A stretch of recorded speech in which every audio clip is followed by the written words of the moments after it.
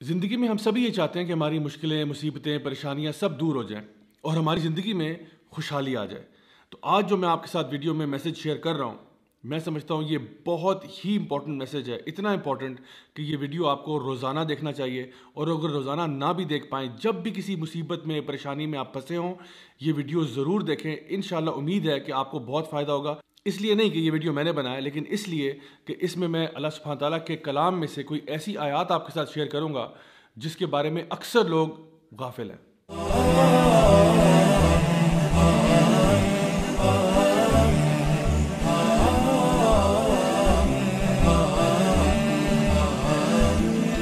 السلام علیکم ورحمۃ اللہ وبرکاتہ۔ My dear brothers and sisters, سب سے پہلا سوال آج کا یہ ہے کہ اصل میں ہم خوشی کس چیز کو کہتے ہیں؟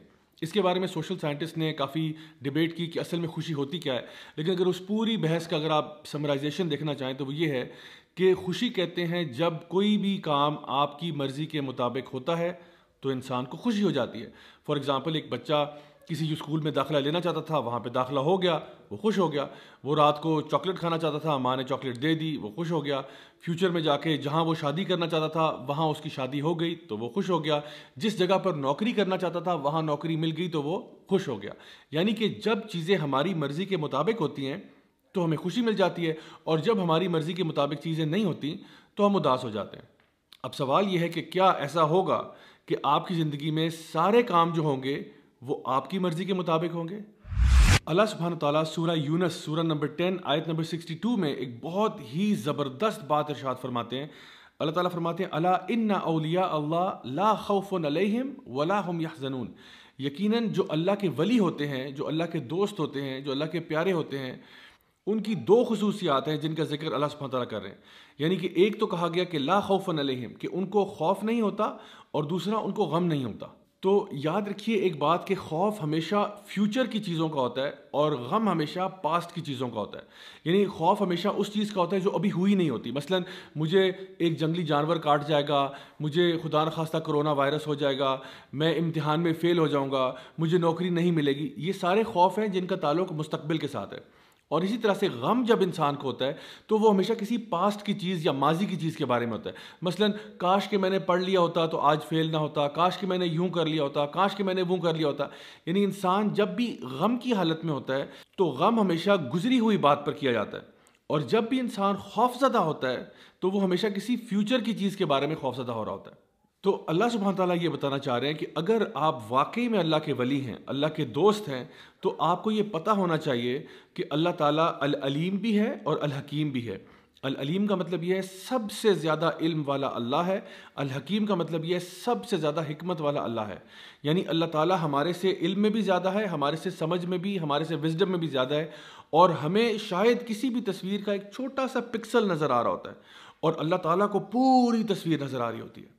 ہم اپنی لمیٹڈ سوچ کے اندر اکثر اوقات مسئلوں کو سمجھ نہیں پاتے، جیسا کہ سورہ البقرہ کے اندر بھی سورہ نمبر 2 آیت نمبر 216 میں اللہ سبحانہ تعالیٰ ارشاد فرماتے ہیں کہ شاید ہو سکتا ہے کہ تم کسی چیز سے محبت کرتے ہو، تم کسی چیز کو اپنے لیے اچھا سمجھتے ہو، لیکن وہ تمہارے لیے اچھی نہیں ہے، اور ہو سکتا ہے کہ تم جس چیز کو برا سمجھتے ہو اصل میں وہ تمہارے لیے بری نہ ہو۔ اللہ جانتا ہے اور تم نہیں جانتے۔ تو جس دن انسان یہ فیصلہ کر لیتا ہے کہ اللہ مجھ سے زیادہ جانتا ہے، اللہ مجھ سے بہتر جانتا ہے، اللہ کی حکمت میرے سے بہت زیادہ ہے، تو وہ آٹومیٹکلی اپنی مرضی کی بات نہیں کرتا، وہ اللہ کی مرضی کی بات کرتا ہے۔ اسی لیے صحابہ کرام رضی اللہ عنہم اجمعین یہ کہا کرتے تھے کہ جب ہم لوگ دعا مانگتے ہیں اور ہماری دعا قبول ہو جاتی ہے تو ہمیں بڑی خوشی ہوتی ہے، اور جب ہماری دعا قبول نہیں ہوتی تو ہمیں اور بھی زیادہ خوشی ہوتی ہے کہ پہلے تو جو مرضی تھی وہ ہماری تھی، لیکن اب جو ہوگا وہ اللہ کی مرضی کے مطابق ہوگا، اور یقیناً اللہ کی مرضی ہماری مرضی سے بہتر ہے۔ اللہ آپ کو آپ کی ماں سے بھی زیادہ چاہتا ہے، تو ایسا کیسے ہو سکتا ہے کہ اللہ آپ کے ساتھ کوئی ایسا معاملہ کرے جو آپ کے لیے برا ہے؟ میں آپ کو اپنی لائف سے کچھ ایگزامپلس بتاتا ہوں کہ جب میں نے کالج یونیورسٹی کی طرف جانا شروع کیا تو میں نے کچھ یونیورسٹیز کے لیے اپلائی کیا جہاں پہ میرا بہت دل تھا، اور میں نے بڑی محنت بھی کی، میں نے دعائیں بھی بہت مانگی، لیکن میرا داخلہ نہیں ہوا۔ پہلے ایک یونیورسٹی کے لیے ٹرائی کیا، پھر دوسری کے لیے ٹرائی کیا، دونوں میں نہیں ہوا، اور آپ یقین کریں میں اتنا ڈیوسٹیٹ ہوا، میں ایک طرح سے آپ کہہ سکتے ہیں کہ میں اللہ تعالیٰ سے نعوذ باللہ کوئی ناراض ہو گیا، اور میں یہ سوچنے لگ پڑا کہ یا اللہ مطلب تیرا اتنی بڑی تیری کائنات ہے، اتنا بڑا تیرا قبضہ قدرت ہے، اور اس میں اگر ایک مسکین میرے جیسا اس یونیورسٹی میں چلا جاتا تو اس میں کیا کمی آ جانی تھی؟ یعنی کہ اگر میرے جیسا ایک مسکین انسان اس یونیورسٹی میں داخل ہو جاتا تو آخر اس میں کیا ہی حرج تھا؟ لیکن آپ یقین کریں کئی سالوں کے بعد مجھے سمجھ میں آیا کہ اس کی حکمت کیا تھی. میں ان یونیورسٹیز میں ایز اے اسٹوڈنٹ تو نہیں گیا, لیکن بار بار ان یونیورسٹیز میں ایز اے ٹیچر ضرور گیا, لیکچرز دینے کے لیے, ٹاکس دینے کے لیے, ورک شاپس کرانے کے لیے. اور جس شان و شوکت کے ساتھ میں وہاں پہ گیا اور جس پروٹوکول کے ساتھ گیا, وہ اللہ ہی بہتر جانتا ہے کہ میں اس کا ڈیزرونگ تو نہیں تھا. لیکن میں نے بعد میں جب اس کے بارے میں غور کیا اور سوچا تو یہ خیال آیا کہ واقعی میں اس ٹائم پہ جو سوچتا تھا, اللہ کا پلان میرے پلان سے کروڑوں گنا بہتر تھا. اور ایک دفعہ ایسا بھی ہوا کہ میرا پاؤں جو ہے وہ 4 جگہ سے ٹوٹ گیا, اور وہ اسی طرح سے میں سوچتا تھا اس کے بارے میں کہ آخر اس میں کیا حکمت ہو سکتی ہے. مطلب نارمل میری روٹین چل رہی ہے, لوگوں کو پڑھانے کا سلسلہ چل رہا ہے, پڑھنے کا سلسلہ چل رہا ہے, تو یہ جو میرا پاؤں ٹوٹا ہے, کیا یہ ضروری تھا؟ کیا یہ ضروری تھا کہ یہ واقعہ پیش آتا؟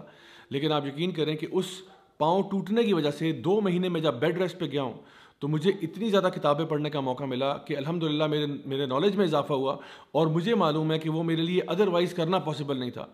سو اگر آپ مجھ سے پوچھیں تو وہ 2 مہینے جو تھے میرے بیڈ ریسٹ پہ, they were some of the best months of my life. اسی طرح سے ہماری زندگی میں ایسے بہت سارے واقعات آتے ہیں کہ ہم لوگوں نے جی CSS کا امتحان دیا, نہیں ہو سکا, کہیں پہ شادی کرنا چاہ رہے تھے, نہیں ہو سک رہی وہاں پہ, کہیں اور ہم نے بزنس میں انویسٹ کیا, بات نہیں بنی, تو ہم پریشان ہو کے بیٹھ جاتے ہیں کہ پتہ نہیں ایسا آخر کیوں ہے.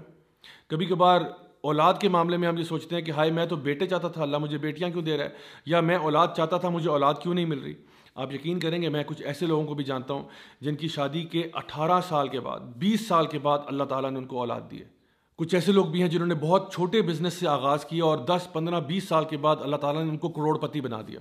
مائی ڈیئر برادرز اینڈ سسٹرز, اللہ تعالیٰ آپ کے ٹائم ٹیبل کے مطابق نہیں چلتا, ہم اللہ تعالیٰ کے بتائے ہوئے ٹائم ٹیبل کے مطابق چلتے ہیں. سو آپ اپنے طور پہ پوری کوشش کریں, پوری محنت کریں. اگر تو اللہ تعالیٰ نے چاہا تو اسی میں اللہ تعالیٰ خیر و برکت ڈال دے گا, اور اگر اللہ تعالیٰ نے ایسا نہ چاہا تو یہ بات جان لیں کہ جو بھی فیصلہ اللہ کا ہوگا وہ آپ کے لیے بہتر ہوگا. اسی لیے اللہ سبحانہ تعالیٰ ان اگلی آیات میں ارشاد فرماتے ہیں الذین آمنوا وکانوا یتقون, کہ یہ وہ لوگ ہیں جو اللہ کے ولی ہیں, جو کہ ایمان لاتے ہیں اور تقوی اختیار کرتے ہیں. لہم البشریٰ فی الحیات الدنیا وفی الآخرہ, اللہ تعالیٰ ان کو خوشخبریاں سناتا ہے دنیا میں بھی اور آخرت میں بھی. مائی ڈیئر برادرز اینڈ سسٹرز, اگر آپ ان آیات کو سمجھ جائیں تو آپ کو یقین ہو جائے کہ جو لوگ بھی اللہ تعالیٰ کے دوست بن جاتے ہیں, نہ فیوچر کے بارے میں ان کو ٹینشن ہوتی ہے کیونکہ ان کو پتہ ہے کہ جو فیصلہ اللہ کرے گا وہ بہتر ہوگا, نہ پاسٹ کا غم ہوتا ہے کیونکہ وہ پاسٹ کے بارے میں اگر جو غلطیاں کوتاہیاں ہوئی ان سے توبہ کر کے آگے آپ جا چکے ہیں.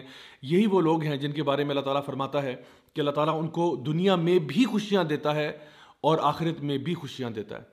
انشاءاللہ آئی ہوپ کہ اس سے آپ کو بات واضح ہوگی, اور اب پریشانی ٹینشن لینے کی کوئی ضرورت نہیں ہے کیونکہ اللہ ہمارے ساتھ ہے نا. ٹینشن تو وہ شخص ہے جس کے ساتھ اللہ نہ ہو, لیکن جو اللہ کا دوست ہے اس کو کیا خوف, اس کو کیا غم. Until next time, this is me Raja Ziaul Haq signing off.